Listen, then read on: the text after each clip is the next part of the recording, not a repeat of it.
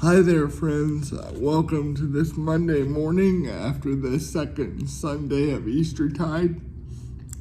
And I would like to reflect briefly on the gospel text from yesterday. Let me fix my camera so my lighting is potentially a little better. But as we read the gospel text yesterday, which was a very familiar story. Jesus appears first to the disciples and then to the, once again, Thomas is not there initially, and then he appears a little bit later to Thomas, to the disciples again, when Thomas is around, And I think what is so interesting in this story is usually in my blog I do like more reflections on what goes on in this story.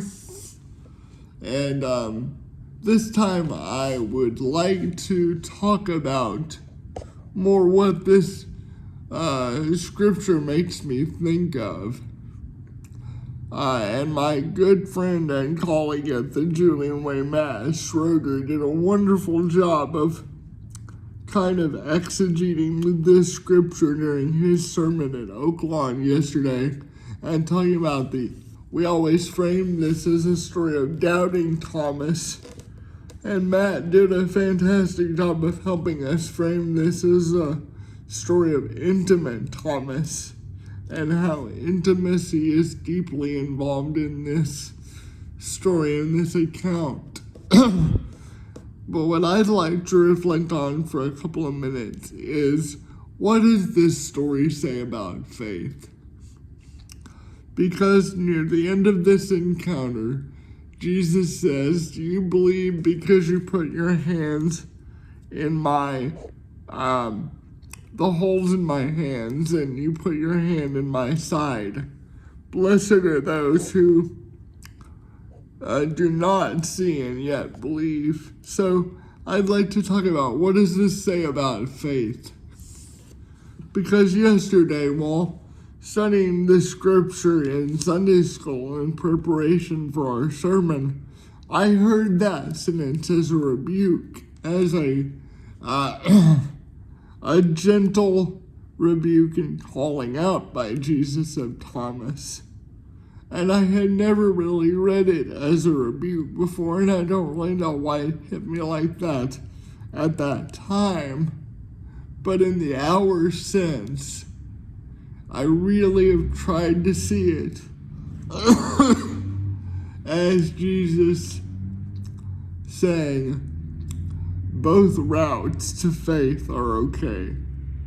Blessed are those who don't need to see and yet believe, and don't need the proof or don't need the physical evidence per se.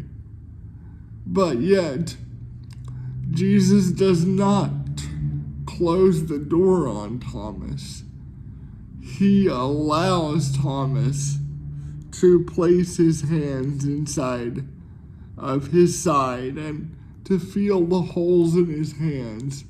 And he allows Thomas to get very physical to renew his faith, to examine his wounds and his marks of crucifixion.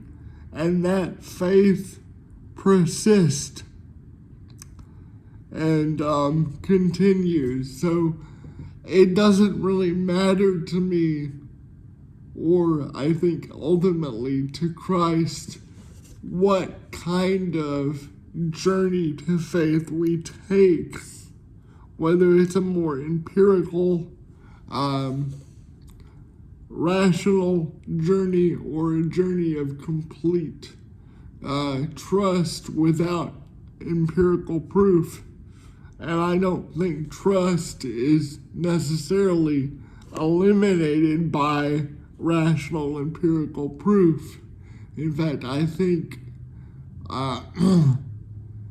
reading other things and doing and having a wider discussion with people and with other sources that you read can increase your faith and can make your faith deeper and richer. And I think Christ is absolutely okay with that. So my appeal to you, or my call to action to you, is if you're one who takes things on faith just because they are a part of the gospel and of Jesus' story, and you don't find yourself needing a lot of quote-unquote proof, that's fine, and that's wonderful, and I support you in that. But if you know folks who are skeptical and question and have some reservations about faith but are still curious, make room for those folks at the table too, and know that God does not limit the way we come to faith. It's about the journey and walking our individual journey, and God meeting us where we are, whether we need rational proof or whether we can just accept and take things quote unquote on faith. We're all going to wind up in the same place, and hopefully we're all pursuing God and justice for one another.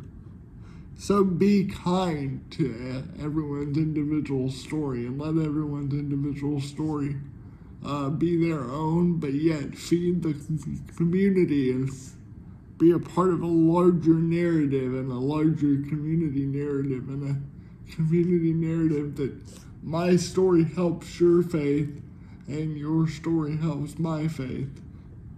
Thank you, friends.